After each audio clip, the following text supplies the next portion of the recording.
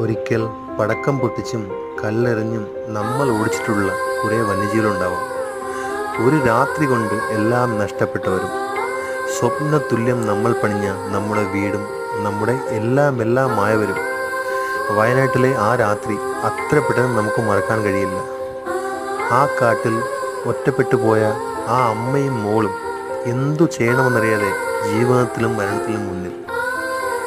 നമ്മൾ കഥകളിലും മറ്റും കേട്ടതുപോലെ ഒടുവിൽ ദൈവതുല്യനായ മനുഷ്യർ കാട്ടിയ കൊടും ക്രൂരതകൾ എല്ലാം മറന്ന് ആ അമ്മയ്ക്ക് കൂട്ടായി അവൻ വന്നു. നമ്മുടെ ഗജരാജൻ. രാവോളം അവൻ കാത്തിരുന്നു അമ്മയ്ക്ക് വേണ്ടി. കൂടെയുള്ള ആനകൾ അവനെ ഉപേക്ഷിച്ചു പോയി. എന്നിട്ടും ആ അമ്മയുടെ കരച്ചിൽ അവന് മറക്കാൻ കഴിഞ്ഞില്ല. കാരണം അവനും ഒരു അമ്മയുണ്ട്.